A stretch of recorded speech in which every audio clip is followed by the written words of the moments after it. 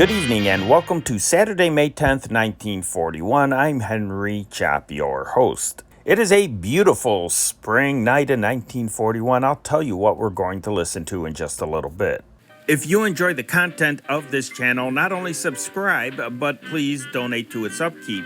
Because of the vintage radio, music, and films that we share, this channel does not qualify for YouTube monetization. Help motivate us to consistently post this wonderful content. We like to think that this channel is more interesting and entertaining than any other World War II channel on YouTube. Help us keep going by donating. In the expanded description section to this video, you will find two links for which to donate. One is for PayPal and the other is for a GoFundMe. If the GoFundMe link is outdated on this video, go to this channel's description or our latest video where you will find an updated link. Any little bit helps. I'd like to start off by thanking Larry for his generous donation to the channel. I really do appreciate it. And I want to give you another note. Last night, I promised you that we would watch two movies tonight after this upload is finished. I promised you Mr. District Attorney and Weekend in Havana. Well, for some reason, the YouTube copyright god said no to Mr. District Attorney. Even though I saw it someplace else on YouTube. I have no idea why that person was able to share it and I'm not. Maybe they paid whoever owns the copyright to Mr. District Attorney the fees to be able to show that or post that movie. Anyhow, I haven't had time to find a second film, so we are only going to watch, after this upload is done, we are only going to watch Weekend in Havana, starring Alice Faye, Carmen Miranda, John Payne, and Cesar Romero. It's in Technicolor, by the way. It's in color, so you will get to see some vibrant colors as you are taken away to Castroland. Well, it wasn't Castroland back in 1941. But it's a pretty good movie. I think you will enjoy it for a couple hours. Now, as far as old time radio is concerned tonight, we are going to start things off with the early morning newscast over NBC Blue. I love when we can feature a newscast from a specific date. And then we're going to have Jungle Jim, Front Page Drama, and Edgar A Guest, our three regular Saturday staples. Ever since this and my last channel was founded, I've been able to feature Jungle Jim and Front Page Drama on nearly every upload since the 1938 uploads. Which, by the way, I hope to be posting back online or redoing them, actually. They will not be the same as the ones before, but I am working on redoing them. What I'm hoping to do is put them up on Sunday morning, go one day from 1938. Of course, you guys know many times I say something and life gets in the way and I just don't have the time to do them. But right now, that's kind of what I'm going to try to do. Oh, and also tonight, how can I forget this? We are going to count down the top 10 songs of the week, the top 10 records of the week with the Your Hit Parade Jukebox. So we got all that going on. Let's turn on this old tube radio. That's our time machine. Let's listen to the news. Good morning, ladies and gentlemen. Today is the 615th day of war. This morning, you're to hear from our staff reporters in Rome and London. First, the news in Italy. Go ahead, Rome. Hello, NBC. This is David Anderson speaking from Rome. Rome newspapers are still headlining the combined Italian and German aerial attack on a British convoy, which took place Thursday near the small island of La Galita in the western Mediterranean. The numerous articles telling of the attack begin very much with the same tune as that expressed by Popolo di Roma this morning. And I quote, "The indefatigable work of our Navy and Air Force is in cooperation with the German Air Force is making British navigation in the Mediterranean more difficult," unquote. The large British convoy left Gibraltar, it is said here, bound for Alexandria. This demonstrates, continues Popolo di Roma, the urgent necessity of the English to refurnish and reinforce their expeditionary corps in North Africa in view of a decisive battle. It further demonstrates right to the impossibility of the English to navigate in the waters of the Mediterranean without sustaining considerable losses in men and materials. The convoy was sighted by an Italian scouting plane shortly after noon Thursday, according to the reports reaching Rome. A Marconigram was sent immediately from the plane back to the nearest airport. Despite unfavorable weather conditions, 5 Italian bombers, escorted by fighting planes, took off, and in the early hours of the afternoon they began their first attack. Their work was made more difficult, reports state, because of the low-hanging clouds and high wind. But when they come to within the region indicated by the scouting planes, these Italian bombers ducked below the clouds, and the attack began. The convoy, according to Rome reports, consisted of many merchant ships, escorted by 2 battleships of 30,000 tons each, 1 aircraft carrier, several cruisers and destroyers. The effects of this first attack by the 5 original bombers which left the Italian airport was said to be 2 bomb hits from the side of the aircraft carrier and 1 on a battleship. Following this first attack, other Italian air squadrons joined in the fighting, and later on, units of the German Air Force. Italian reporters stationed at these airports said that during the heat of the battle, the whole convoy gave the appearance of a burning inferno. But despite the dense smoke and fire, the attackers continued to bomb. The Italian High Command this afternoon reports another aerial attack on British ships. It is said that units of the German Air Force attacked British ships in the region south of Malta. 1 submarine, it was said, was sunk, and a torpedo boat was damaged. The communique also announces the Italian occupation of other islands in the Cyclades group in the Aegean Sea. These islands include Andro, Tino, and Termia. In northern Africa, says the report, detachments of Italo-German armored units carried out a successful action on the Solum front. Around Tobruk, artillery activity is reported. In East Africa, the communique says that the Italian forces are putting up a stiff resistance in the face of increased enemy pressure. On the night of the 8th, an attack by Indian detachments was repulsed in the Alagi sector. 1 Gloucester plane was shot down at Alagi. British action on Italian positions was summed up in these words: the enemy carried out an aerial attack on Derna. In a press conference this morning, it was stated that the former British minister to Belgrade, Mr. Campbell, is now at a Rome hotel. It was said that plans are being worked out for his early departure for Lisbon, from where he will return to England. By order of the War Department, final examinations in various universities were to take place on the 15th of May instead of the 15th of June. This was necessitated because many of the students were scheduled to be called up for military service on the 1st of June. But the students felt differently about it, feeling they needed the extra month for study.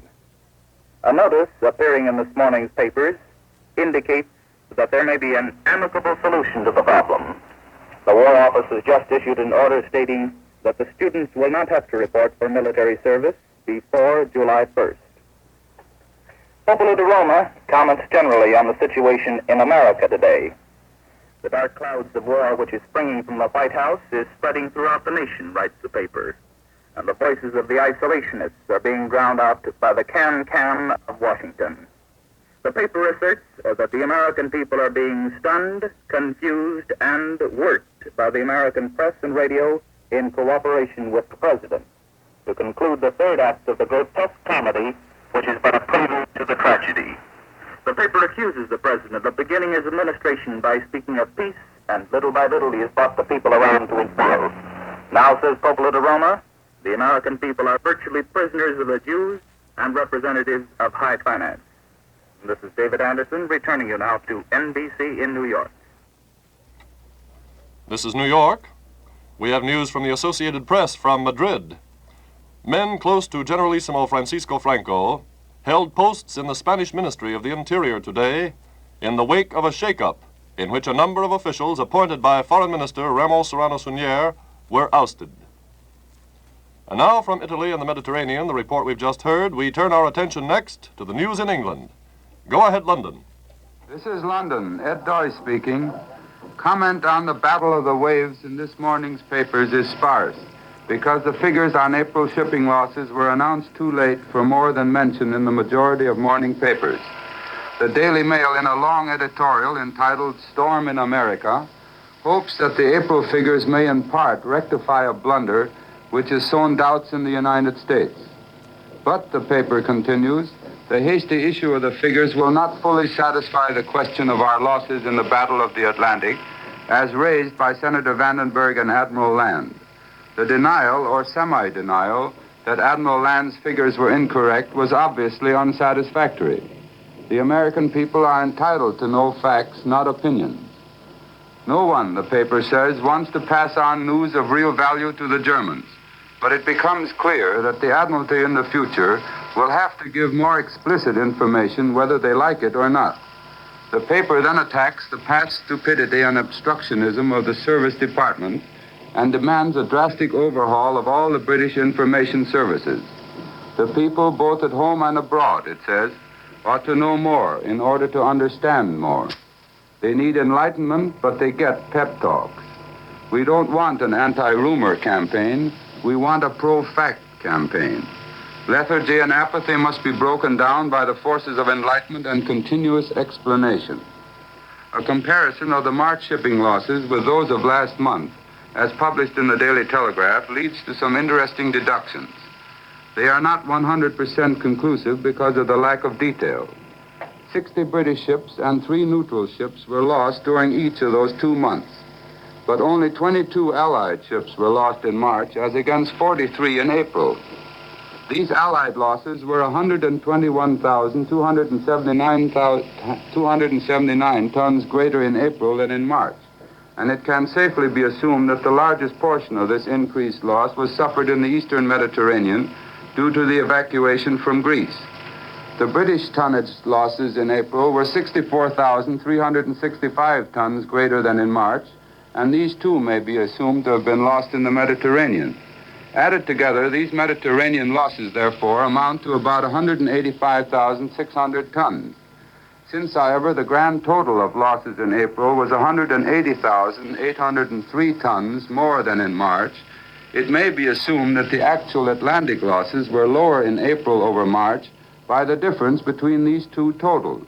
In other words, by about 5,200 tons.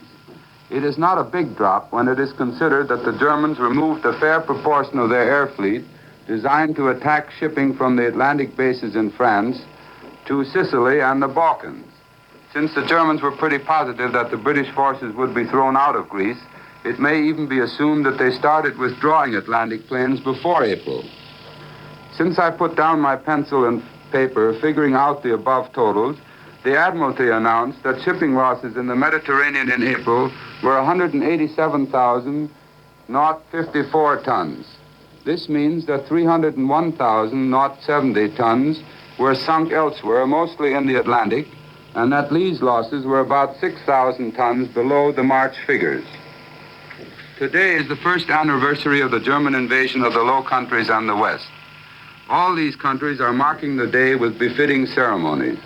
Mr. Churchill sent stirring messages denouncing the barbarous aggression to Prime Minister Gerbrandy of Holland, to Prime Minister Pierre Loh of Belgium, and to the Luxembourg Minister of Foreign Affairs, Mr. Beck.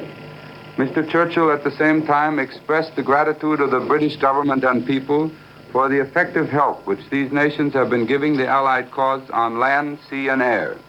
British sympathy and admiration, he said, go out to all these people for the heroic resistance they displayed against the invader and for the heroic manner in which they are continuing the struggle. The bombing pace set by Marshal Goering's Air Force against Britain in the past 3 days was not maintained last night. Activity was on a much reduced scale, the Air Ministry announced. Bombs were dropped in widely separated areas, but there was only a short concentrated attack on a northwest town. RAF fighters shot down 3 bombers and in turn raided the towns of Berlin, Mannheim, and Ludwigshafen. I return you now to the National Broadcasting Company in New York. And that's the latest from Italy and England on the war. Now let's hear from Earl Godwin in our newsroom in Washington. Good morning, folks.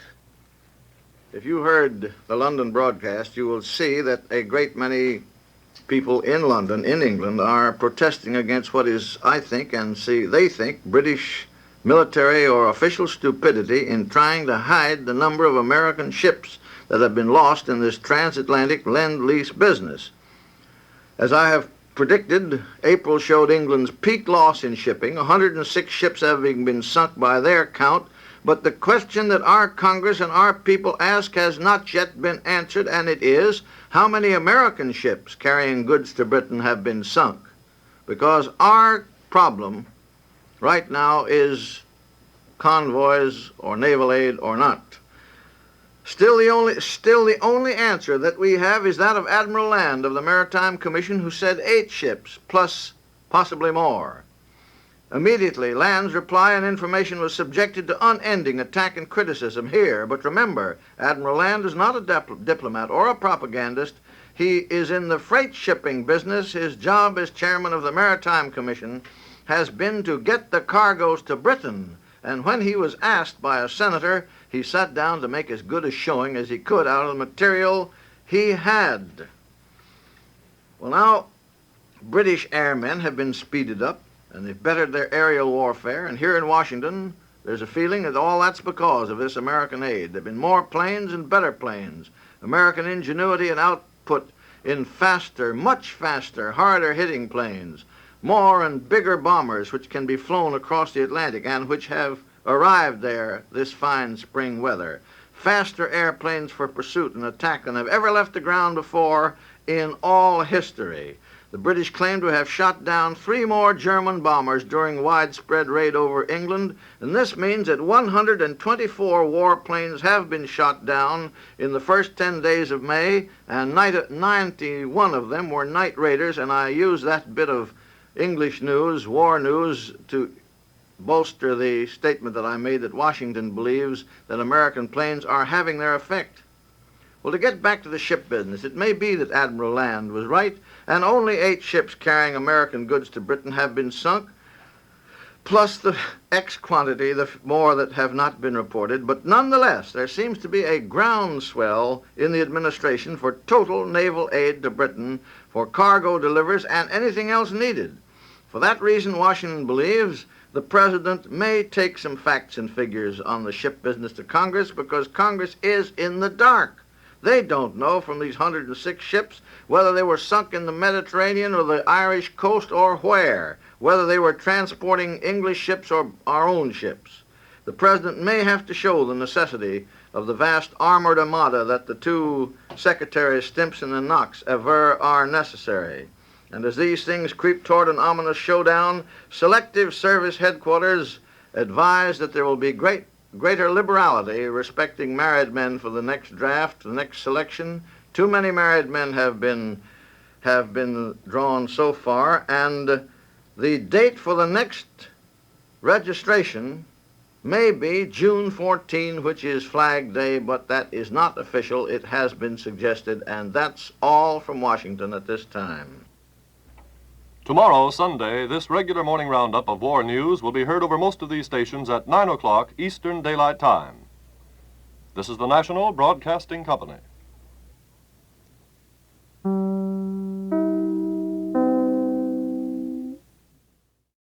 Stay tuned next for Jungle Jim.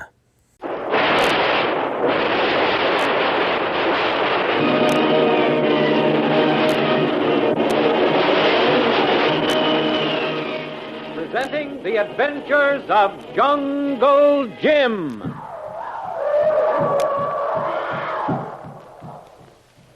The Adventures of Jungle Jim, broadcast weekly over this station, are dramatized from the full-color action pictures to be found in the Comic Weekly, the world's greatest comic supplement that comes to you each week with your Hearst Sunday newspaper. Join the 11 million adults and the 6 million youngsters who enjoy the world's greatest comic and adventure pictures by the world's best artists, featured in every issue of the Comic Weekly, which comes to you with your Hearst Sunday newspaper.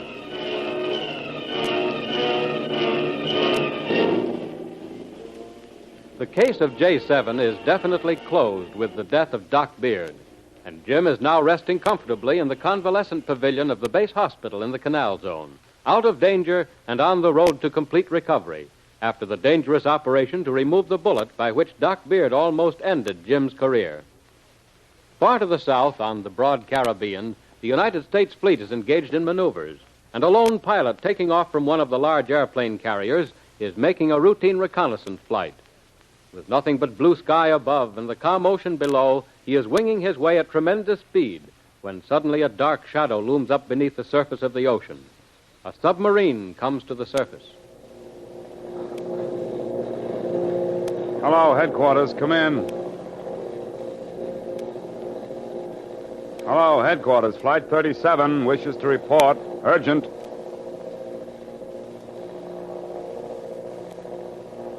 Hello, headquarters. Flight 37 wishes to make immediate report. Now, those brass pounders must be out to lunch. Flight 37 must report at once. Come in, headquarters. Come in, 37. What is the report? Are you in danger? Pilot Jameson reporting, sir. Flight 37. No trouble with me. I've sighted a submarine. Just came to the surface. Have we any subs working this area? None that I know of. I'll check in a jiffy. Are you sure it's the submarine? Certainly I am. You know, there are a lot of atolls and reefs in the vicinity. What is your altitude? 8,000 feet. And I know a sub when I see one. Besides, did you ever see a reef with a conning tower and about a 3-inch gun mounted on it? We'll slip down to about 1,500 feet and report again. In the meantime, I'll check for any of our submarines cruising that area. Yeah. What is your exact position? My patrol is due south from you. Gone about 75 miles and not more than 1 or 2 points off course. Okay. Wait for a report from me and pick up more details.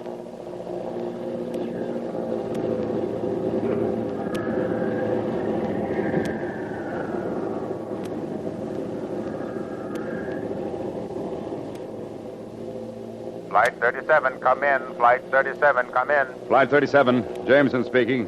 None of our submarines are known to be operating within 100 miles of your reported position. Have you any more details? Plenty. After contacting you first time, glided down to get a better look at that sub. Its deck was just awash, and an officer came out of the conning tower to get a shot at the sun. Heard the exhaust of my engine. They closed that tub up like a clam and did a crash dive. Were you able to identify the craft? Well, there were no identifiable marks, only the remains of a number that had obviously been painted out. They were not on the surface long enough to hoist a flag. Compliments of Commander Eaton. Return to your ship at once and make your report in person. I would like to continue cruising the area for a while. Maybe they'll have to come to the surface again soon to replenish batteries. See if you can get me permission to do so. Well, hold on. I'll find out right away.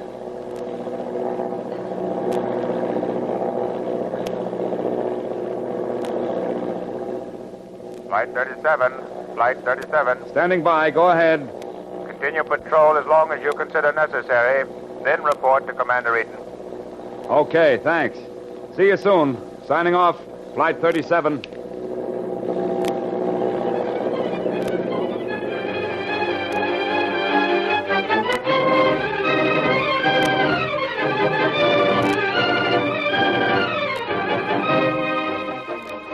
A mysterious submarine with no flag or insignia markings comes to the surface to replenish its precious air supply. But when it sights a United States plane on patrol, immediately dives before the pilot can get a long enough look to identify it. Obviously not a United States submarine, it must belong to a foreign power. Is that power friendly or a potential foe? And if so, what was the real mission of the submarine? That is the question which now bothers Commander Eaton as he listens to the report of Pilot Jameson. You couldn't get down faster to identify the man who came out of the conning tower. No, sir. When I first saw the shadow, it was directly beneath me. And as I was cruising at about 240 miles an hour, it was a few minutes before I turned and backtracked to the spot.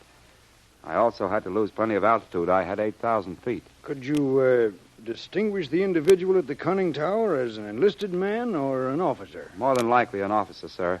Peak cap, and I'm sure he had a sextant in his hand from his position, sir. Was the superstructure of the sub amidships or somewhat forward? Just forward of midship, sir, about like our type MV-83. And the gun mount? My guess would be a 3-inch rifle. At least the barrel was just about the length of our 3-inch gun. Conning tower just forward of midship and 3-inch gun mount. Yes, sir. That checks precisely with that new sub-sea boat which is so effectively raiding in the North Atlantic, but its short cruising radius precludes the possibility of its operating this far away from bases. Mr. Jameson, if this information of yours is correct... I assure you, sir, I'm that not doubting you, Jameson. I'm just thinking aloud. If your story is correct, then this submarine is either a new type we've never heard of, or some potential enemy power has a secret base in the Western Hemisphere, and it's in use right now. The only other possibility is a supply ship and a fleet of these small submarines holding secret maneuvers in these waters. If they were regular maneuvers, we would have had diplomatic notice of them. Why not let me go up again, sir? Can't be far away from where it was sighted. Sub that size can only make 10 knots submerged. I'm sure I could spot it again, sir. They have to come up for air sometime. Mr. Jameson, you can not only go up, but I want you to command the flight. Take 6 PB-36s. Have an observer photographer assigned to each plane, and get me the proof of what type submarine is operating in the Caribbean. Thank you, sir. Sounds like an interesting assignment. It's a very important one. I'd like to communicate this information to Washington at once, but I don't want to cry wolf until I have some more tangible evidence on which to base such a report. I'm sure I saw that sub. I'm sure of the type, sir. I can only make a guess as to how and where it's based. There's 1,000 small islands from where such craft could operate secretly. But I'll bring back all the evidence you want, sir. In fact, we should have it before nightfall. That would be excellent. Well, happy landings, Jameson. Get going. You make your own preparations, and I'll have the formal order drafted at once. Goodbye, sir. Thank you again.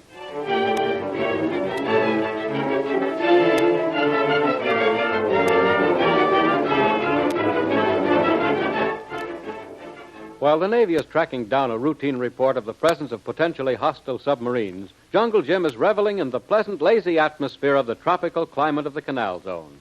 Little does he realize that the results of that submarine search may influence his actions for some time to come. But knowing nothing of such impending events, he and Kitty are enjoying a well-earned rest, doing just nothing. Ah, Kitty, this is the life. Well, you'll never hear a complaint from me. Swim when you want, a dance once a week. And Jim, these young flying officers, well, they're almost too good-looking. Enjoy yourself, Kitty. You earned it. You mean you earned it for us? Yes, and you almost paid too dearly for it. Oh, there you go, harping on that subject again, Kitty. A bullet wound is no more dangerous than sticking a needle in your finger. Same thing, only deeper. Yeah, only one doesn't have one's heart in one's finger. That bullet missed yours by an inch. Well, I could say a miss is as good as a mile, but let me point out the view Kohler would take of that situation. Completely fatalistic. He waits until something happens, then decides it's too late to worry about its happening. He's just cold-blooded, Jim. Maybe, but he never worries, and who can say he's wrong? Well, wrong or right, you've been traipsing around doing other people's dirty work long enough. When are you going to live like an ordinary human being? Well, you mean go back to the United States, settle down in some big city, keep office hours 9 to 5, hustle away for weekends, hustle back for Monday morning? Oh, no. No, Kitty. Not while I have my sanity. You're being absurd. There are lots of other sensible ways to live besides in big cities. All right, name one. Oh. Now, look out now. Remember, I've lived this way a good many years, and I've thrived on it. But you're not too old to learn a few new tricks. All right, you tell me a few tricks that I want to learn. I've got one, and it's a dandy. Why don't you write? Right? Write what? Just tell about the things you've done, the places you've been. China, Malaya, Panama, Africa. Oh, you could write dozens and dozens of things. True stories which have really happened. It's not the worst idea in the world. No, it's not bad at all. But, Kitty, who would ever believe those tales? They happened, didn't they? Sure, but I bet a quart pail of silver dollars. No editor would think of them as anything but tall tales. All right, then sell them as tall tales. It's not as dangerous an occupation as the one you have now. Oh, Kitty. Kitty, you're too commercial today. Forget it. We're in no danger now. Wait a minute. You are from that mosquito. There, you see? It's you who needs protection, not me. Jim, you know I'm right. Oh, Kitty, you should relax more. Look, we're in Panama. It's spring, the birds are singing, flowers are in bloom, and you're worrying about the future job I may take, and then again I may not. You mean that, Jim? You won't take any more like the case of J7? I just said I may not. I don't go around looking for them, you know. In fact, I've spent a lot more time running away from cases than I ever spent running after them. Well, from now on, you're going to brush up on running. Beg pardon, sir, but Colonel Barrett would like to see you. Why, surely, where is he? In his office, sir. He's free now, sir, and waiting. I'll be right over. Thank you, sir. See? What did I tell you, Jim? Stop running away from Colonel Barrett. What's the matter with you? He's got another one of those cases. Yes, and maybe he's got a case of soda pop. All right, Jim. Go ahead. I'll wait here. I'll be back in no time, Kitty. Cheer up. I'll bring you a bottle of pop.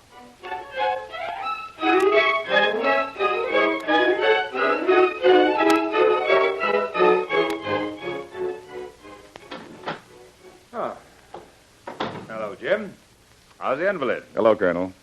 Why, the invalid could lick his weight in wildcats if they're not too big. Yeah, you're looking better every day. Why shouldn't I, Colonel? Nothing to do but rest and eat and think about nothing. The correct formula for looking better every day. Jim, what do you know about submarines? They're boats. They certainly are frisky today. Well, Kitty and I were rescued from an island reef in the Middle Pacific by one, and after spending 36 hours on it, or rather in it, even though it was a rescue ship, I hope I never see one again. Why, you live like a sardine. Jim, I've just had an important call from Washington. Yes? It seems that a number of unknown submarines have been spotted in various parts of the Caribbean. Well, can't the Navy find out who they belong to? Yeah. Yeah, they've identified the type almost beyond question, and that is what creates the mystery. What mystery? The presence of this particular type of submarine. Not very large, and consequently has a limited cruising range. Well, maybe they belong to a South American country. No, Jim.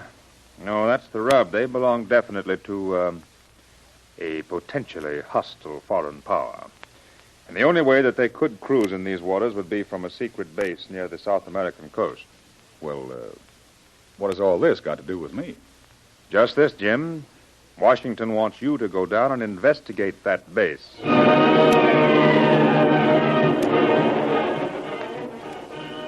The job of finding the submarine base finally is offered to Jim. What will his answer be? What will Kitty St. John say to this new proposal? Don't miss the next exciting episode of The Adventures of Jungle Jim.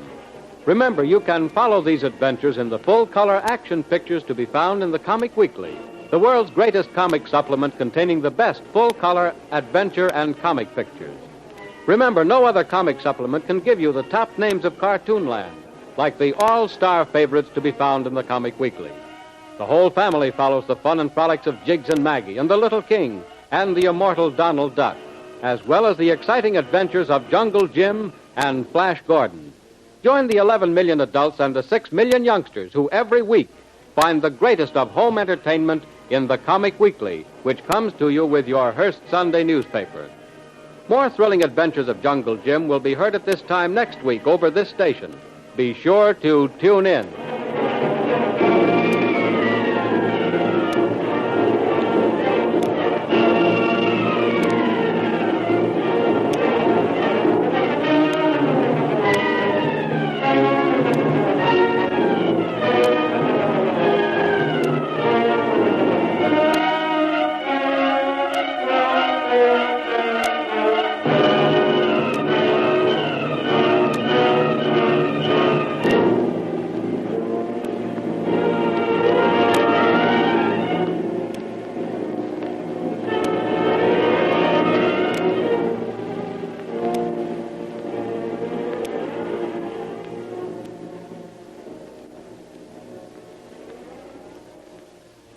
Stay tuned next for Front Page Drama.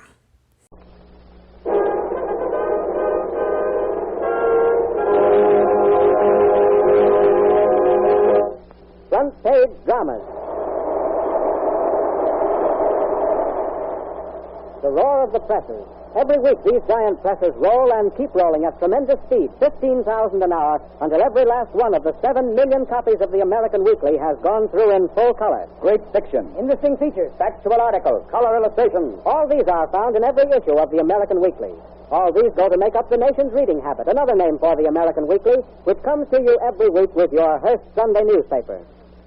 Since the United States swung into its gigantic program of national defense and all-out aid to Britain, our law enforcement agencies have come suddenly face-to-face with a class of criminals more clever and far more menacing than our entire crop of public enemies put together. These are the saboteurs, spies, and foreign agents bent on crippling it at its source. And to combat them, the Federal Bureau of Investigation and police departments throughout the country are quietly and efficiently mobilizing all the latest scientific devices ordinarily employed in the detection of less sinister, though perhaps more spectacular lawbreakers. This week's front page drama, Sabotage, dramatizes one of the many problems faced by the law enforcement agencies in solving one of the many sinister acts of sabotage against our national defense.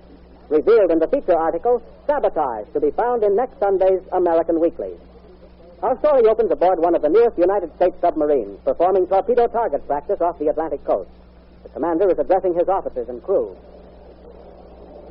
All right, gentlemen. Let's forget all the excuses and alibis and try again.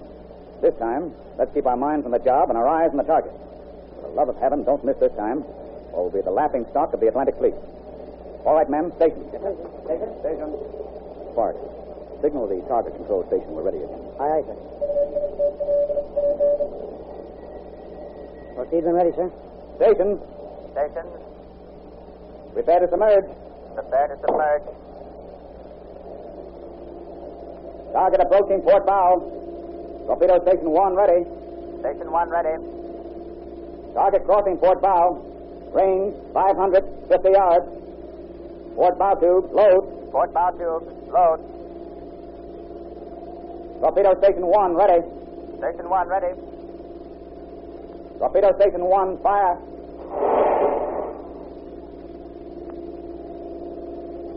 Confound the blasted luck. Another miss. What in the name of heaven? Oh. Well, what is it, Spark? The old man again? Aye, sir. Commander's compliments, sir. Return at once to base. Report immediately. Well, Mr. Simpson, that was a fine showing you made this morning. 6 misses and not one of them even close. Well, Mr. Simpson, now with it, what's your excuse? I have no excuses or apologies to make for myself, the crew of my vessel, sir. But I have a serious charge to make against the torpedo arsenal at Newport, sir. Those torpedoes were defective, sir. The devil, you say, Simpson. Now tell me why you and the S-70 were signaled out to receive 6 duds. How about the rest of the subs in the flotilla?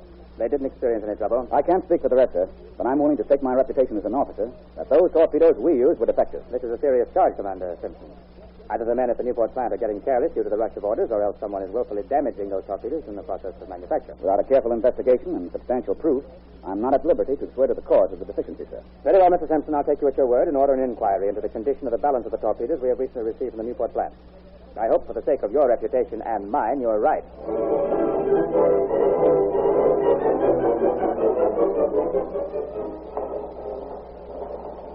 We're ready for the final test, Mr. Simpson. The Naval Ordnance men have picked 6 torpedoes at random. They've taken them apart, examined them carefully, and reassembled them without finding anything wrong. They're going to make the firing test now, and they should fire normally. If they do, Mr. Simpson, I'm afraid you're in for Yes, sir, I understand perfectly, sir. Mr. Robert, you may proceed with the firing test. Yes. Fire on target 1. Aye, aye, sir. Very good. Watch your torpedo, Simpson. There she goes, dead on the target. Nothing wrong there, Simpson. Mr. Robert, proceed with the second test. Yes, sir. Fire on target 2. Aye, sir. Well, we'll see what this one will do. Look. Look there, sir. That's what I mean. See, that one is not holding its course. It's a way off. Why, it's missing the target completely. By heaven, you're right, Mr. Simpson. Now I've got it, sir. It's the gyro mechanism. There's where the defect lies, sir. Very good, Simpson. We'll look into that immediately. That will be all, Mr. Robert. Cease firing and return those other 4 torpedoes to the supply base at once. Very good, sir. This, Commander Simpson, is the Federal Bureau of Investigation's own technical laboratory.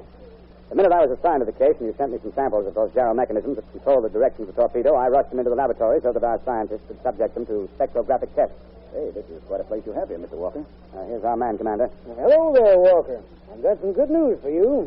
Swell. Dr. Gillespie, this is Lieutenant Commander Simpson of the submarine S-70. He's the man who first discovered those defective torpedoes. This is a pleasure, Commander. Thank you, Doctor. You say you have some good news for us? Yes, sir. Good news that would be bad news for somebody. You were right, Walker. It's sabotage, all right. Now, good. Let's have the report, Doctor. It's all here in detail with micro photos to prove it. You say this may all be routine to you fellows, but how about letting me in on your secret? Certainly, Commander, if it's okay with Walker. I think we can trust Commander Simpson to keep our secret. On my honor, gentlemen. Well, fair enough. Now, look. Here in this glass container, you see the lubricating fluid used in the delicate gyro mechanism of your torpedoes. Now, hold it up to that strong light there. Now, how does it look? Perfectly okay to me. Clear and fluid. Uh-huh. Now then, we shake it up a little and insert the tube into this machine here, the spectrograph. Now look through here. What do you see? Some fine particles or something. Why, they sort of sparkle. Exactly. Well, we had them analyzed. Those tiny, minute specks are emery dust. I'll be hanged. When the inspector at the torpedo arsenal was inspecting the mechanism, that emery dust was settled at the bottom of the casing.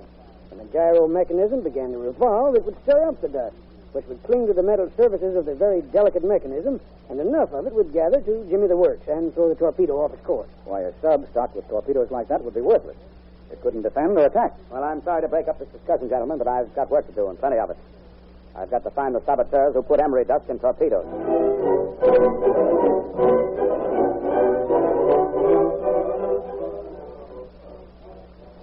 Yes, Mr. Bruce. I'll have to admit you were right about your personnel. I've checked the records thoroughly. Investigated every individual who would be or could be even remotely suspected, but no luck. I must confess, Mr. Walker, I feel very proud and mighty happy that you've exonerated my personnel. That's why I was so insistent from the outset that there were no fifth columnists or saboteurs in my plant. I'm very particular in the selection of every individual worker. I've always kept a very close check on their personal lives and habits. You ought to be congratulated, Mr. Bruce. You have an excellent system of records and a most efficient personnel manager. That's more than I can say for a lot of plants working on defense contracts. Yes, thank you. You know, I had quite an argument with Mr. Whitey once because he wanted to discharge a man because he'd become separated from his wife. That's all. Who was the man, Mr. Bruce? Oh, a fellow by the name of Roush, Richard Roush. Quiet, inoffensive little fellow, one of our best workmen, too. He married some flighty, flippity-gibbet who didn't like to live a quiet home life, so she left him. Wanted to go dancing and gallivanting about, I suppose. And this man Roush still works for you? Oh, yes. Yes, he's in the gyroscopic department. You checked his record. Yes, of course, I remember now. Richard Roush, yes. Well, sorry to have taken up so much of your valuable time this past month, but I apologize for having to upset your routine, but... Oh, that's all right. It was all in the line of duty. I understand perfectly, Mr. Walker. I'm glad you were able to give my personnel a clean bill of health, so to speak. Yes. Well, goodbye, Mr. Bruce. Keep up the good work. Yeah. Thank you for your cooperation. Goodbye. Goodbye, Mr. Walker. Good luck.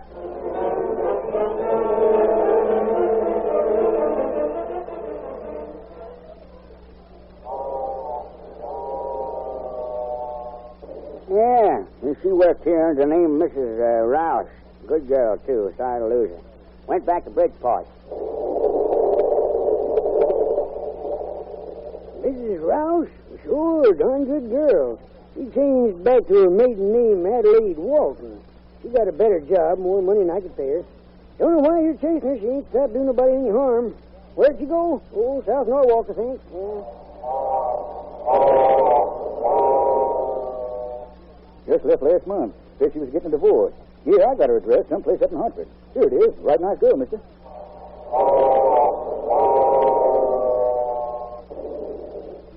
Why, certainly, Mr. Walker. If it was as serious as that, I'll tell you everything. Although up to now, I just wanted to forget him. Not to do him or anyone else any harm. I appreciate just how you feel, Mrs. Rouse, but this might mean the security of our country. Well, we were married after going together for a year or so. He was nice and considerate, and for the first 2 years, we were very happy. And what brought about the sudden change? It was just when all that trouble started over in Europe. As I look back on it now, I think that's what changed him. When Hitler began to invade Czechoslovakia and Austria, was that the time? Yes. He began to get mad and act up. Then he started missing dinners and staying out late. But he never was drunk or anything like that. I understand. Then what happened? Well, sometimes he'd stay out all night. He'd be gone for whole weekends. He'd never offer any explanation, and when I questioned him, he'd tell me it was none of my business. When did you find out why he was absent so much? Well, I was taking a suit of his to the cleaners, and I was going through the pockets when I found a letter crumpled up in his inside coat pocket. That letter was in German? Yes. He came over here from Germany after the World War. Oh, 1921, I think it was. Uh-huh. You don't read German, I suppose? No. I'm an American born, Mr. Walker, and my people, too. Yeah, I see. Well, about the letter. Oh, yeah. Well, I saved it, and when he came home, I gave it to him. And did he get mad? Accused me of spying on him and all sorts of terrible things. Huh? Is that when you left him? Oh, no. No, but he was going away for a weekend soon after that, and I came into the bedroom while he was packing his bag. I saw him folding up a uniform. I asked him what it was, but he wouldn't tell me. We quarreled, and after he'd gone, I went to the movies. And in a newsreel, I saw the German bun parading and recognized the uniform as the kind my husband had. Mm-hmm. You had no sympathy for the organization, huh? None whatever. I think they're awful. When he came home, I told him about it. He didn't deny it, and he wouldn't give it up. So I left him. I thought he might get over that nonsense, so I waited. But he didn't, so I divorced him. But you didn't mention anything about the bond at the divorce hearing. No. I thought it might hurt him, and I didn't want to do that. I just wanted to be rid of him.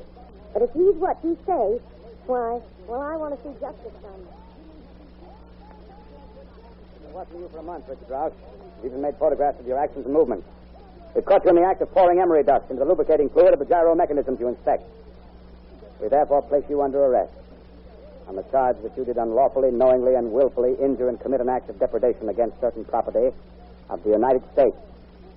The smiling, inoffensive, mild-appearing little man pleaded guilty. He was one of the sinister enemies of this nation plotting against our defense industry. But by alertness and skillful detection, the FBI is constantly winning its battles against these alien criminals. For a full, completely revealing article on this very important campaign, read Sabotage, which is to be featured in next Sunday's American Weekly, the magazine with the greatest circulation in the world, that comes to you each week with your Hearst Sunday newspaper.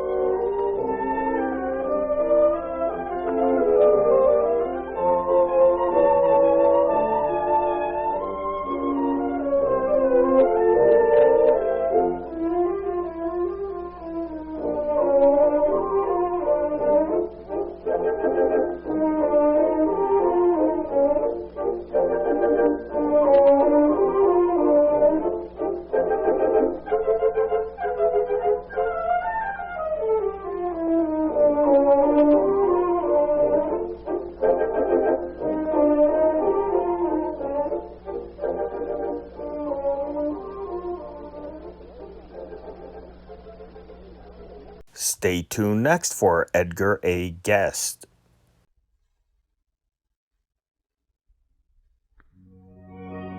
It takes a heap of living in a house to make it home, a heap of sun and shadow.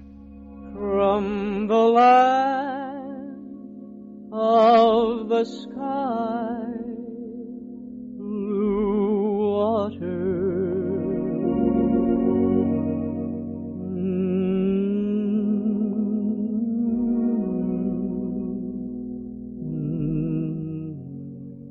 The makers of Land O'Lakes Sweet Cream Butter present Edgar A. Guest with Eddie Howard.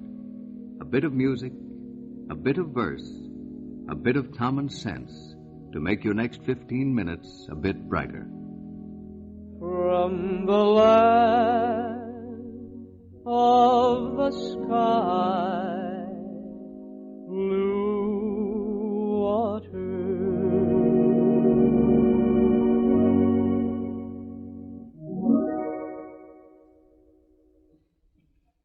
The greatest of all moments, I think, in a parenthood filled with happy moments, is that glorious one when the baby lets go both hands and takes that first step.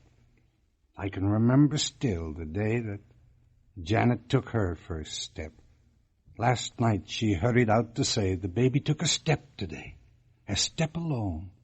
Those little feet walked out, two waiting hands to greet, walked boldly out and left the chair which little hands had clung to there, a very glorious hint to make of many steps she soon will take. At eve she hurried out to say, the baby took a step today. What mattered letters, friendly calls, and all the care which daily falls, the news by phone, the gossip heard? One thing important had occurred. One big deed swept all else away. The baby took a step today. The baby took a step. Ah, me, the first of millions that will be. Those little feet will walk and climb and run along the road of time. They've started out, and where they'll go, 'tis not permitted us to know. Out of her arms she turns away. The baby took a step today. Dear Lord, now hear me as I pray. Our baby took a step today. Grant that her little feet shall find no cruel pathways or unkind. Be thou her guide through life, that she may walk in safe security. Let love and beauty light her way. Our baby took a step today. This little piggy went to market. This little piggy stayed home. This little piggy had roast beef. This little piggy had none. How I recall my dear old mother putting me to bed. She tucked me in and said, to her little sleepy head. This little piggy was a bad little piggy who cried all the way home. Years have passed, but it's still my favorite poem. I dream and pray someday I'll say to a cute little piggy of my own. This little piggy went to market. This little piggy stayed home. I wish you could see Vincent Pelletier, ladies and gentlemen, when we come to this portion of the program. He eyes me with dark suspicion. There's a quizzical look on his face which fairly shrieks. I wonder what he's going to spring on me now. Well, Ed, I never know whether it's going to be a class in English or a course in elocution. All right, Vinny, be at ease. I'm not going to do either today. I'm just going to repeat once more that Land O'Lakes is the best tasting butter in the world because 100,000 American dairy farmers have banded themselves together with that sole purpose in view. They have the idea that butter is best when made of sweet cream only. Therefore, they get to one of 500 Land O'Lakes creameries their cream to be churned while it is still sweet. Not a drop of sour cream is ever used. There. Vinny, I didn't bother you this time, did I? No, Mr. Guest, that was all right, and well said. When the master praises, the amateur is gloriously happy. We'd had a big dinner party. We had a number of friends, and under the eyes of friends, the discipline of the house is relaxed, and the restrictions imposed upon the little fellow had been released. And trouble followed his overindulgence, and the next day I overheard him having a direct conversation with his own insides, and he was doing it about this. Say, what's the matter with you? Ain't I always been your friend? Ain't I been a partner to you? All my pennies don't I spend in getting nice things for you? Don't I give you lots of cakes? Hey, stomach, what's the matter that you had to go and ache? Why, I loaded you with good things. Yesterday I gave you more potato squash and turkey than you'd ever had before. I gave you nuts and candy, pumpkin pie and chocolate cake. And last night when I got to bed, you had to go and ache. Say, what's the matter with you? Ain't you satisfied at all? I gave you all you wanted. You were hard just like a ball, and you couldn't hold another bit of pudding. Yet last night you ached most awful, stomach. That ain't treating me just right. I've been a friend to you, I have. Why aren't you friend of mine? They gave me castor oil last night because you made me whine. I'm awful sick this morning, and I'm feeling mighty blue because you don't appreciate the things I do for you. Tommy lad, though you're scarce a year old, yet you're long and you're strong, and your head's a mass of gold, and you've got a mighty will of your own. You've got a kind of way that will carry you along, I know, when you face that world one day. Tommy lad, Tommy lad, Tommy lad. Tommy lad, Tommy lad, oh, a man you soon will be, and you'll fight for the right, be a better man than me. For life's a dreary, weary way, and it's up the hill and down. But I wish you luck, I wish you joy, I wish you many a crown. Tommy lad, Tommy lad, Tommy lad. Ladies, these days when heavy meals are just not in order, there are many appetizing dishes you can prepare quickly and easily with toast. Now, there's cheese sauce on toast, creamed lobster and shrimp on toast, chipped beef on toast, and, I'll wager there must be literally hundreds of others. And every one of those dishes where toast is used will be so much better tasting if you'll spread the toast with Land O'Lakes sweet cream butter. Only those women who have used Land O'Lakes sweet cream butter can tell you how much difference Land O'Lakes makes. You see, unlike most butter churned from sour cream, Land O'Lakes butter is churned only from fresh, sweet cream, rigidly tested for freshness, sweetness, purity, and flavor. Yes, ma'am, that's the secret. As that butter melts, you don't get any sharp, strong taste, only the country fresh flavor of sweet cream with salt lightly added to give it extra flavor. Your whole family will say it's the finest butter they ever tasted, and you will too once you try it. Why, you'll never want to use any other butter. So next time, be sure to ask your grocer for Land O'Lakes sweet cream butter. Look for the Indian girl on the package. Dear one, the world is waiting for the sunrise. Every rose is heavy with dew. The thrush on high is sleepy May is calling, and my heart is calling you.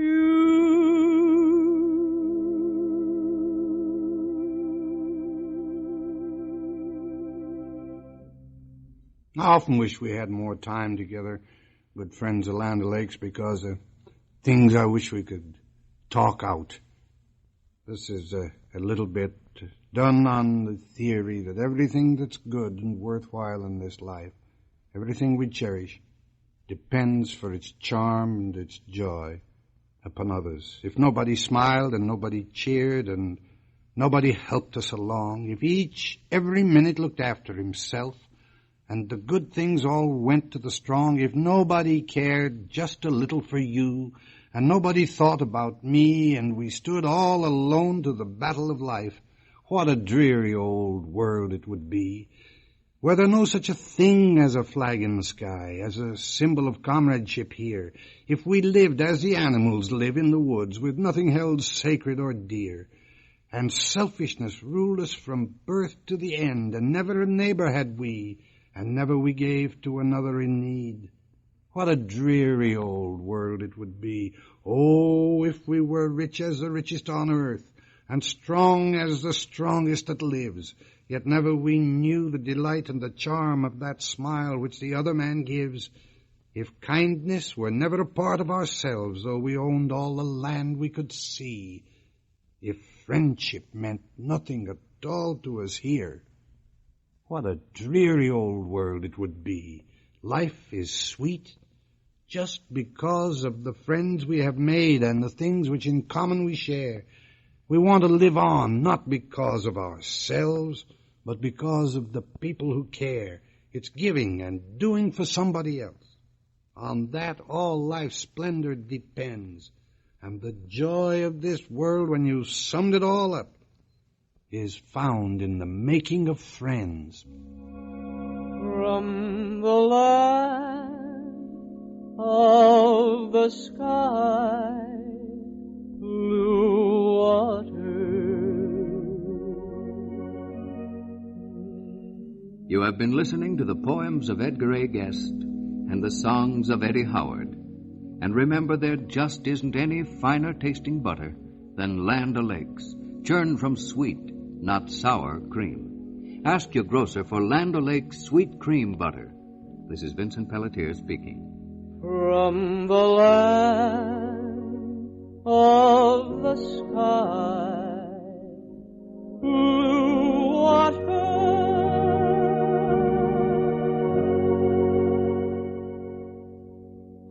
what I think a baby means, I'd venture this of babies small.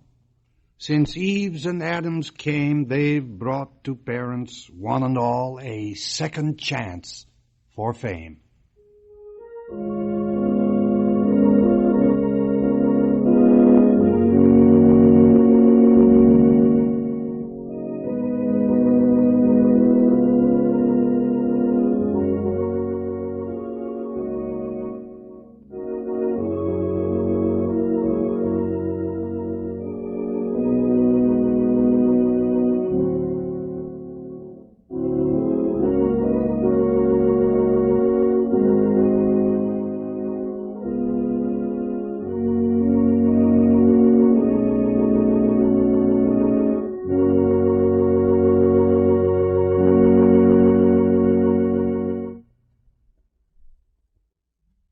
Stay tuned for the Your Hit Parade Jukebox. Your Hit Parade. The top tunes all over America as determined by Your Hit Parade survey, which checks the bestsellers in sheet music and phonograph records, the songs most heard on the air, and the songs most played on the automatic coin machines. An accurate, authentic tabulation of America's taste in popular music. Your Hit Parade.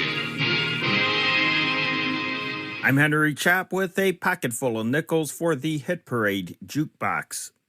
Let's count them down. We have two songs leaving the chart this week. Georgia on My Mind by Billie Holiday, which was number 9 last week. And It All Comes Back to Me Now by the late Hal Kemp's Orchestra, which was number 8 last week.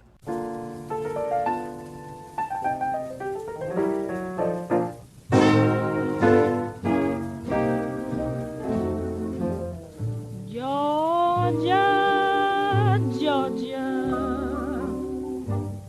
the whole day through, just an old sweet song keeps Georgia on my mind.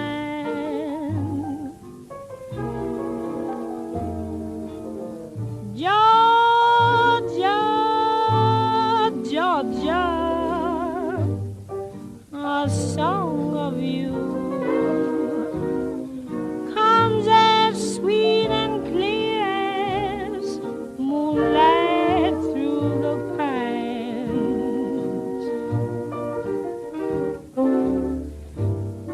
Other arms reach out to me, other eyes smile tenderly. Still in peaceful dreams I see the road leads back to you. Georgia, Georgia, no peace I find, just an old sweet song keeps Georgia on my mind.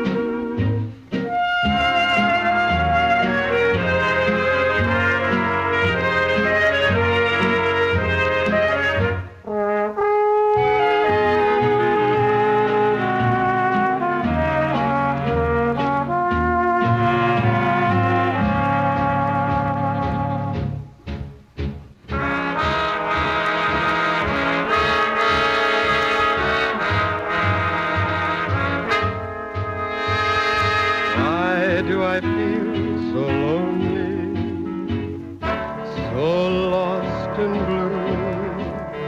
Why does my heart wander aimlessly the whole night through?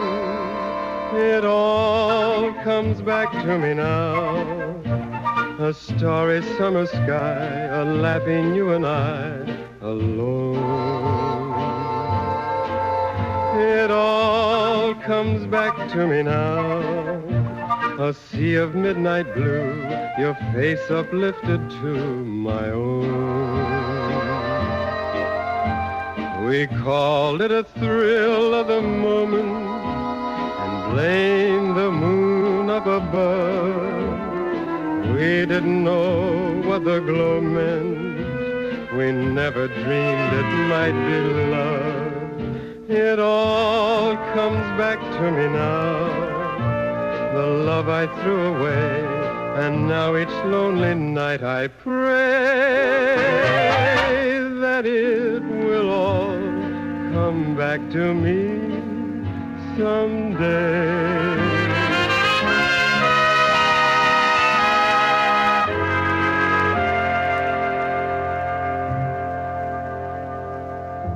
Our number 10 song this week did not chart last week, but it charted at number 8 2 weeks ago. Here's the Tony Pastor Orchestra with number 10, Lullaby Lane.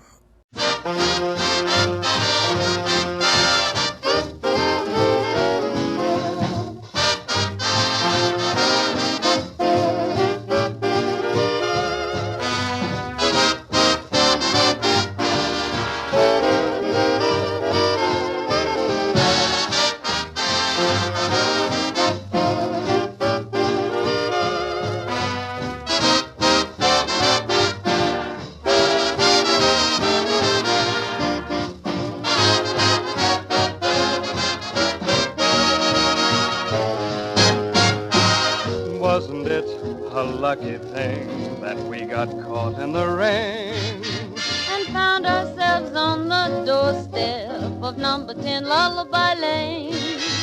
And wasn't it a lucky thing the man came out to explain that we were just the right people for number 10 Lullaby Lane?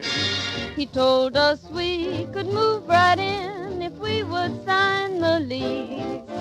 But when we said we weren't wed, he said he was also the justice of the peace. So if you're in the neighborhood and you get caught in the rain, you'll find us waiting to greet you at number 10 Lullaby Lane.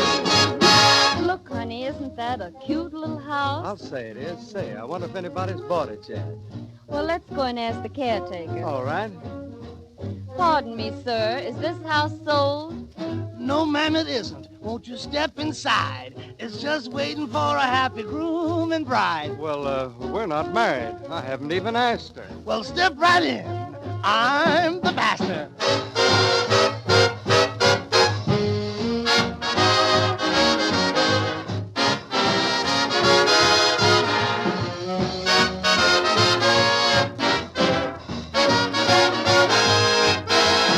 If you're in the neighborhood and you get caught in the rain, you'll find us waiting to greet you.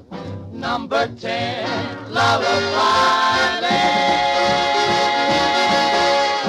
Our number 9 song this week was number 10 last week. It's by the Jimmy Dorsey Orchestra with Bob Eberly on the vocals. Here's Maria Elena. Maria Elena, you're the answer to a prayer. Maria Elena, can't you see how much I care? To me, your voice is like the echo and when you're near, my heart can't speak above a sigh. Maria Elena, say that we will never part.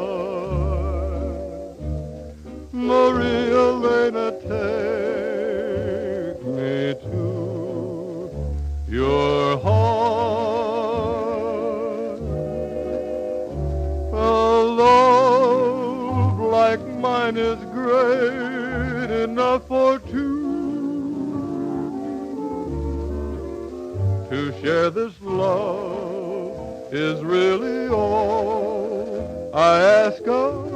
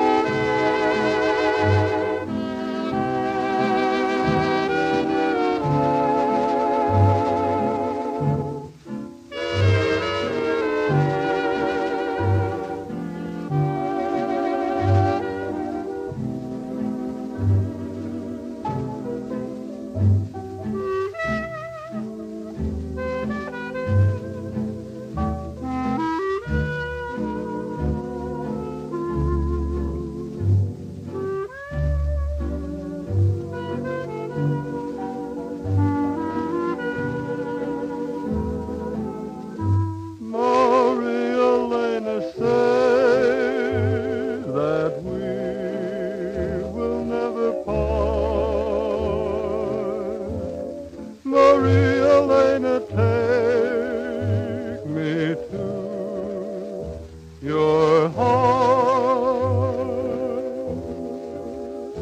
a love like mine is great enough for two.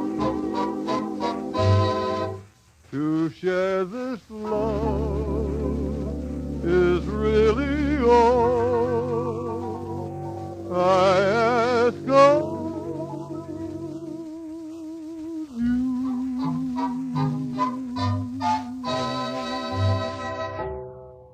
There are some big changes made in the chart position for our number 8 song. It was number 3 last week. It's by the Benny Goodman Orchestra with Louise Tobin on the vocals, and there'll be some changes made.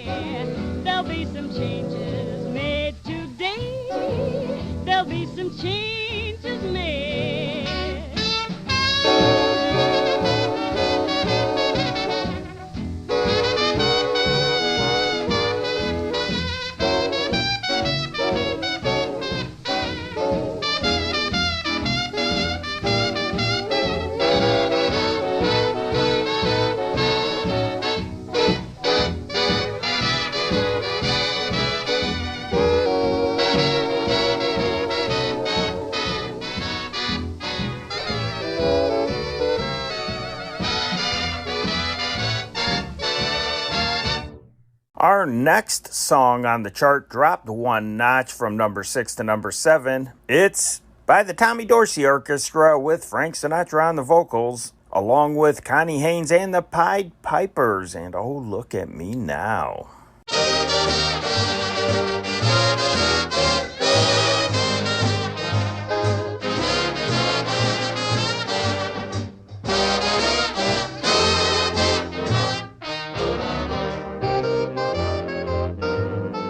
I'm not the guy who cared about love, and I'm not the guy who cared about fortunes and such. Never cared much. Oh, look at you now. I never knew the technique of kissing. I never knew the thrill I could get from your touch. Never knew much. Oh, look at you now. You're a new man, better than Casanova at his best. With a new heart, a brand new start, I'm so proud I'm busting my vest. So you're the guy who turned out a lover. Yes, I'm the guy who laughed at those blue diamond rings. One of those things. But look at you now.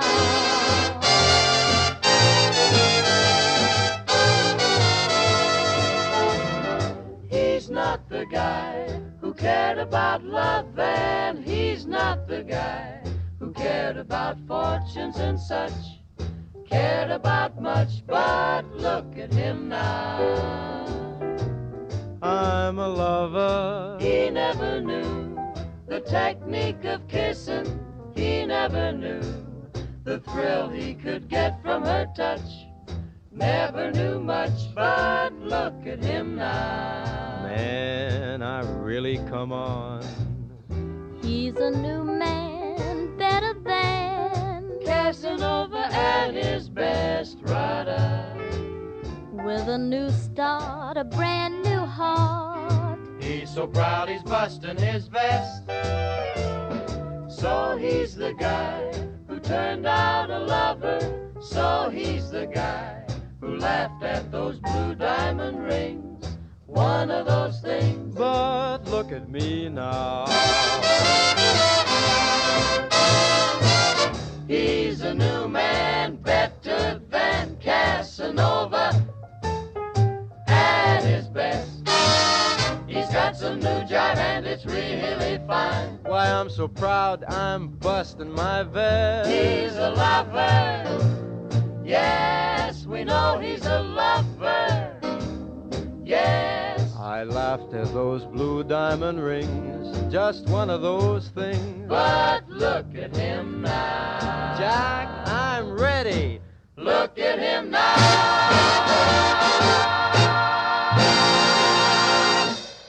And as you're looking at me now, I have to ask myself the title of our number 6 song, which dropped from number 5 last week.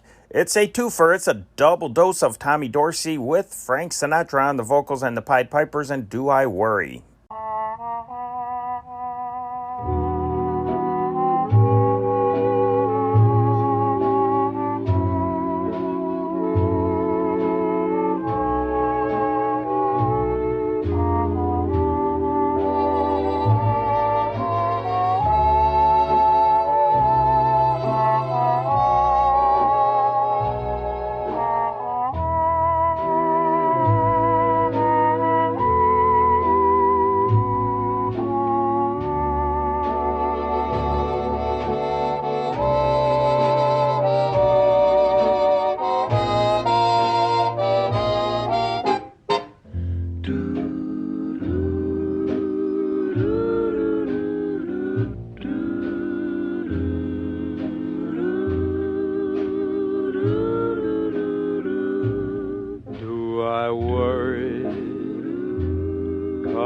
Stepping out, do I worry? 'Cause you've got me in doubt. Though your kisses aren't right, do I give a bag of beans? Do I stay home every night and read my magazines? Am Am I frantic 'cause we've lost the spark? Is there panic when it starts turning dark? And when evening shadows creep, do I lose any sleep over you? Do I worry? You can bet your life I do.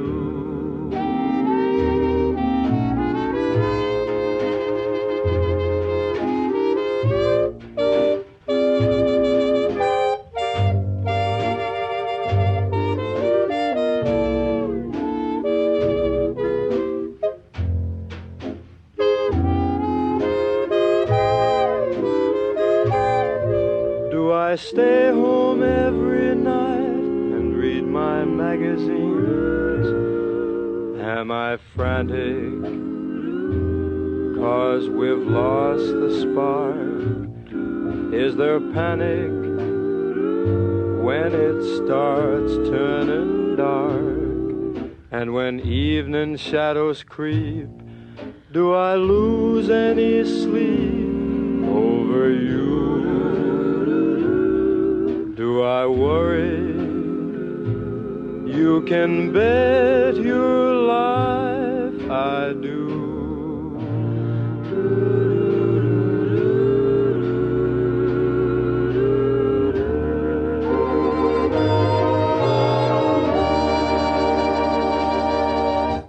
Our flashback this week goes back to the winter of 1936-1937. It's a movie song. It was Oscar nominated. It's by Bing Crosby, accompanied by Georgie Stoll and his orchestra. And put on that hard hat and be careful not to get your noggin hit by pennies from heaven.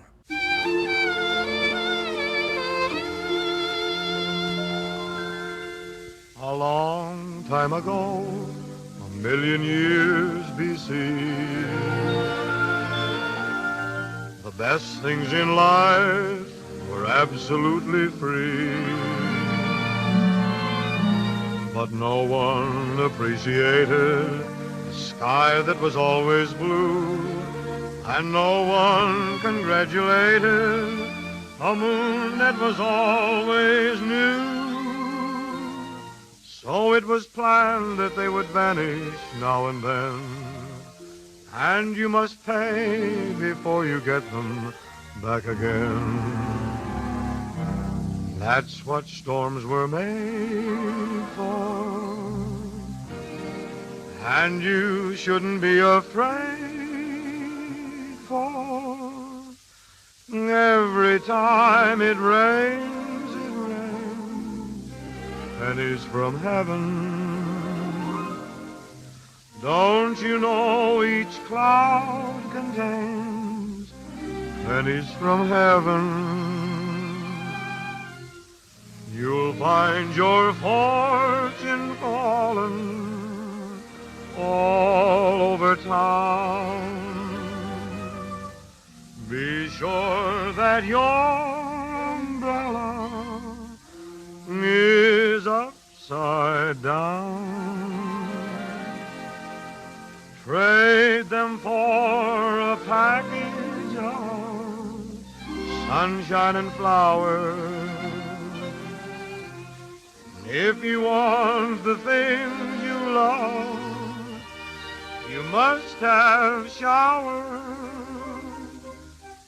So when you hear it thunder, don't run under a tree.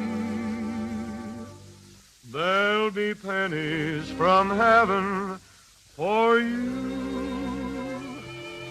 and me.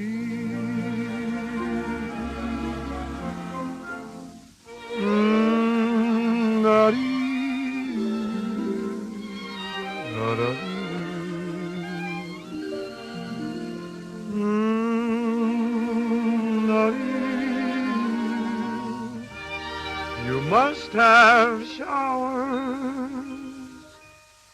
so when you hear it thunder, don't run under there'll be pennies from heaven for you and me.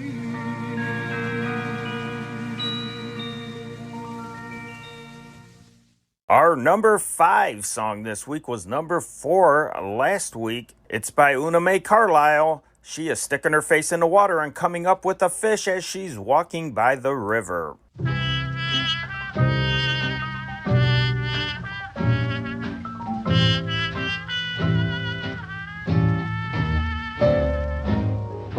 There's dew up on the ground and not a soul in sight.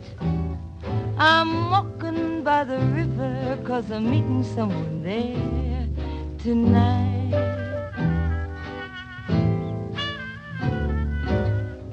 I hear a distant sound. I see a far-off light. I'm walking by the river 'cause I'm meeting someone there tonight. Murmuring waters say there's no time to delay. Hurry on your way, my friend. If you don't get there soon, there may not be a moon to guide you to that happy end. My heart is riding high. My blues have taken flight, and I'm walking by the river 'cause I'm meeting someone there tonight.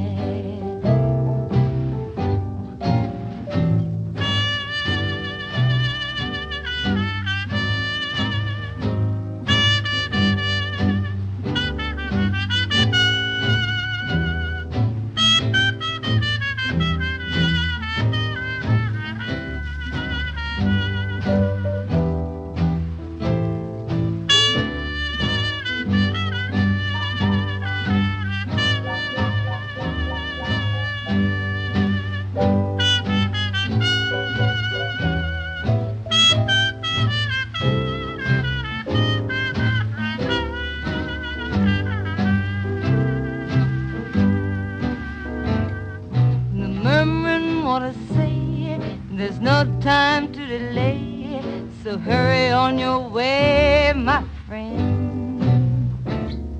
If you don't get there soon, there may not be a moon to guide you to that happy end.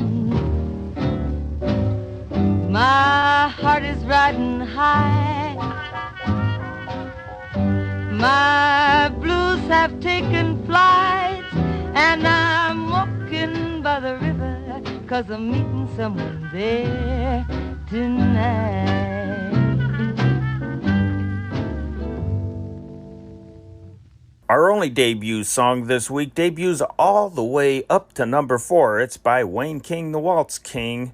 The pride of Savannah, Illinois, which is a small town along the Mississippi River. Perhaps he's seen Una Mae Carlisle walking by the river. He was the quarterback and captain of his high school football team, and he played briefly in the National Football League for the Canton Bulldogs. Here's the haunting instrumental. By the way, it's our only instrumental on the chart this week, Intermezzo.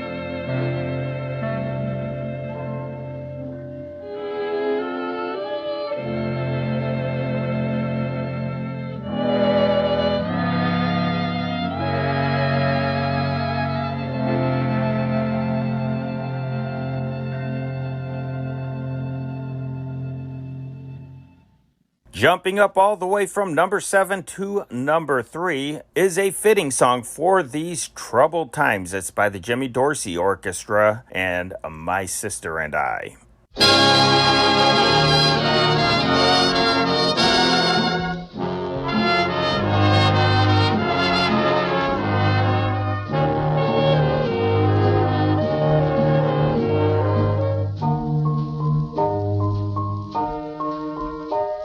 The warm and lovely world we knew has been struck by a bitter frost.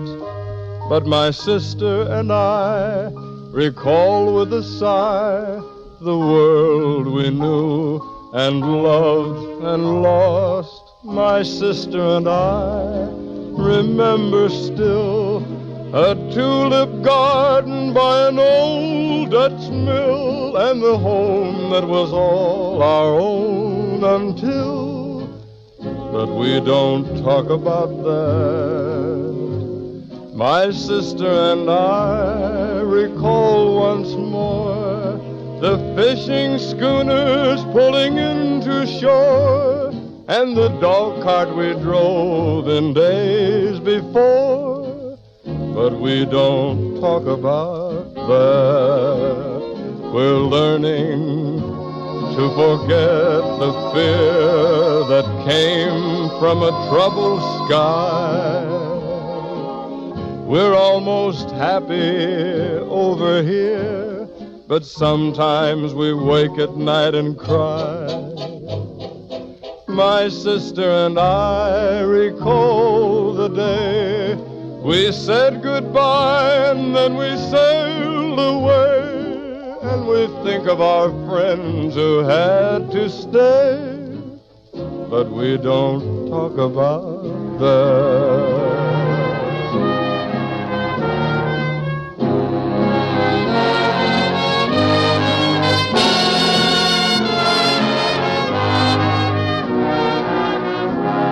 We're learning to forget the fear that came from a troubled sky. We're almost happy over here, but sometimes we wake at night and cry. My sister and I recall the day we said goodbye and then we sailed away, and we think of our friends who had to stay, but we don't talk about that.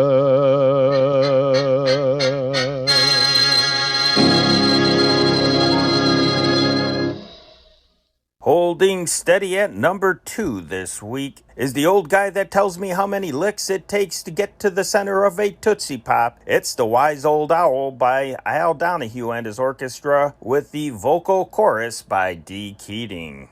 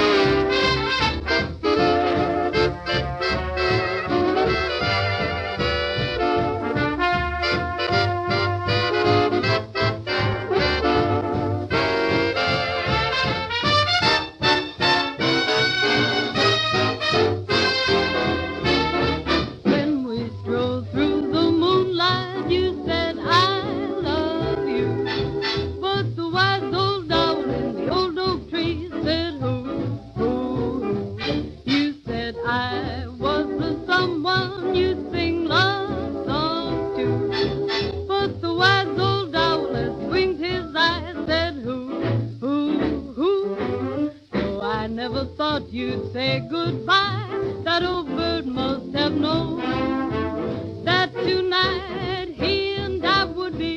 the moon alone. Maybe I'll find a new love, that's what I should do. But the wise old owl in the old oak tree says, hoo, hoo, hoo.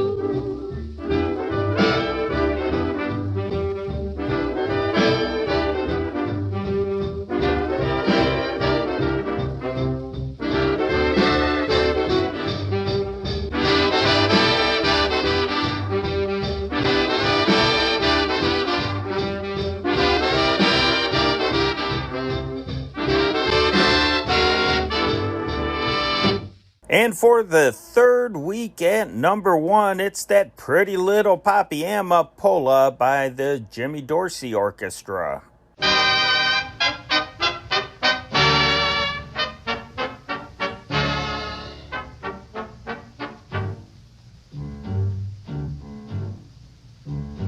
A boy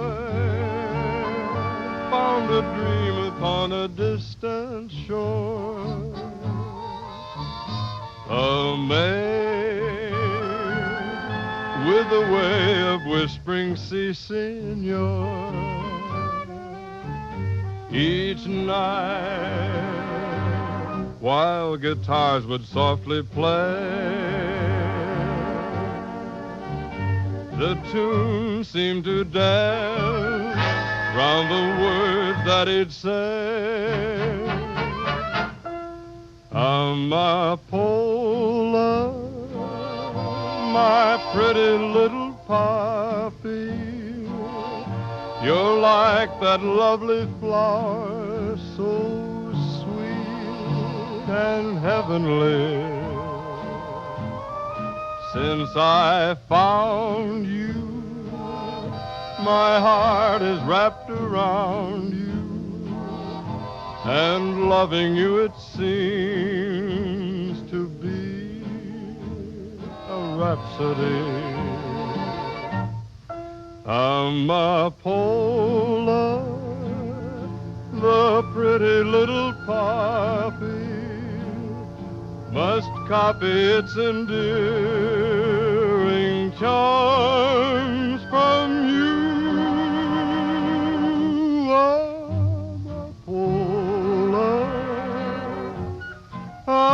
Amapola, how I long to hear you say, I love you.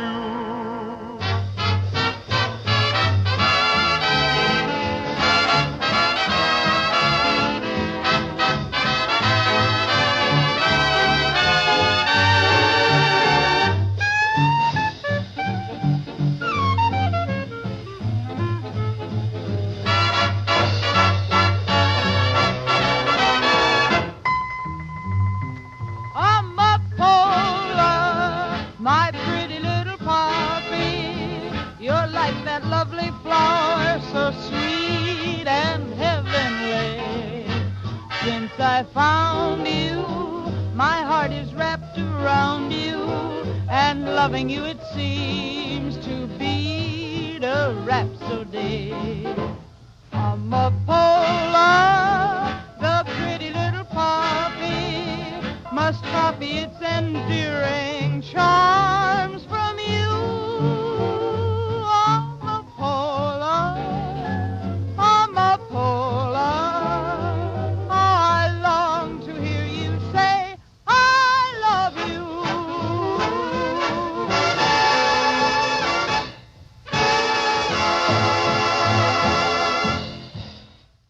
And that's the Your Hit Parade Jukebox for the week ending May 10th, 1941. United States savings bonds are now on sale at post offices and banks everywhere. Invest in your future. Invest in your country's future. My name is Henry Chop. So long for a while.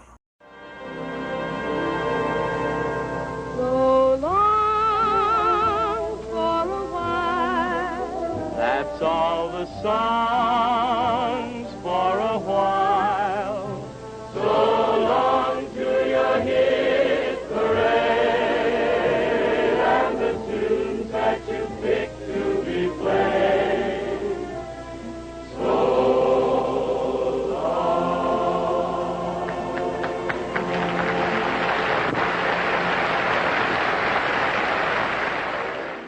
I want to thank you guys for all the positive feedback on the Your Hit Parade Jukebox programs. And I also want to welcome all the new subscribers to the channel. There was several new subscribers this week. Thank you very much for finding us and taking the time to subscribe. And don't forget, though, if you haven't subscribed, please subscribe and click on that bell icon to get notifications. My name is Henry Chop, and let me give you one last reminder before I tell you what we are going to listen to tomorrow night. Oh, and don't forget about that movie that's coming up right after this upload is done. But anyway, expand the description section to this video. You will not only see all the programs are listed and time checked, so if you want to skip over something to get to something else, you can do that. But you will also see a couple links in that description section. We have 2 donation links, whichever one you're more comfortable using. We have PayPal and GoFundMe. Now, if the GoFundMe link on this video is obsolete, which I don't know if they time out after a certain time, go to one of our more recent videos and you will see an updated link, or go to the channel description.